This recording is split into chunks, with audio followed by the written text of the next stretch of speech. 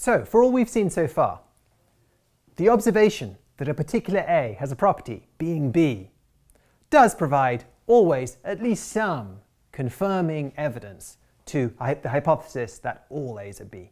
It does rightly make you at least a little bit more confident, if you're reasonable, that all A's are B. You should, upon noticing that a particular A has a particular property being B, become, in the absence of more evidence, a little bit more confident that all A's are B. Now, that's for all that we said so far. Goodman pointed out in the reading that you did for today that this can't be right, that this can't always be true for any old property B. And he made his point by way of defining or identifying some very unusual kinds of properties. And so what I want you to do is to try to get a handle on what these properties are. That's the object of this video clip. What's a property? Well, a property is a way for a thing to be.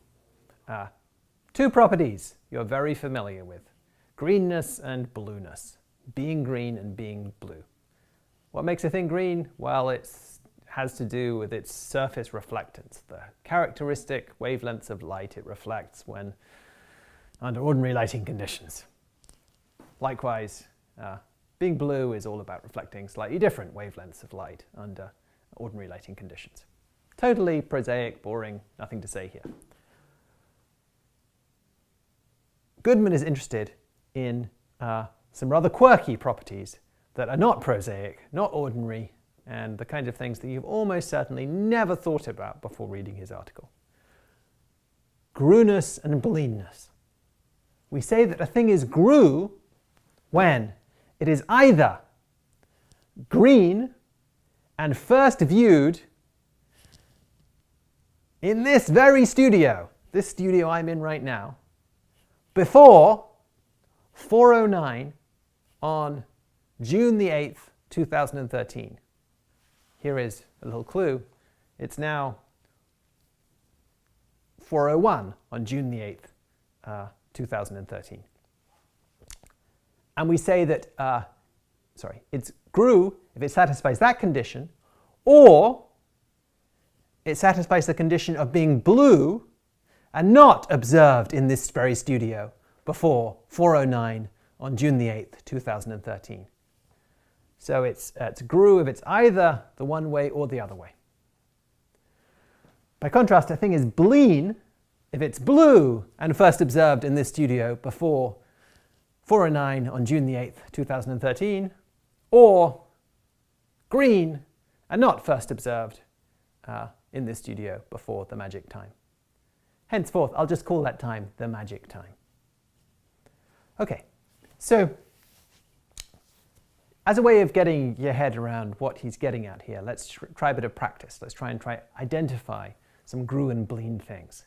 Here is a grew thing.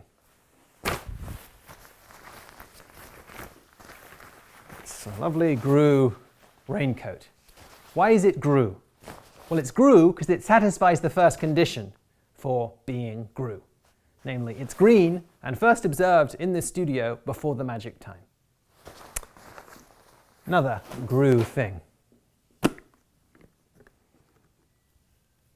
Very grew. It's made grew. It's hand sanitizer made grew by Alloway.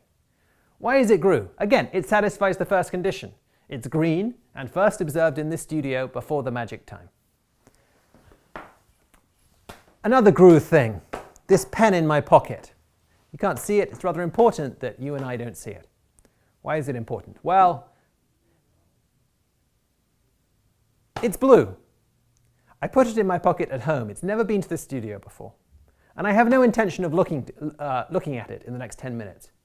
So, it's never observed in this studio before the magic time, 4:09 on June the 8th, 2013.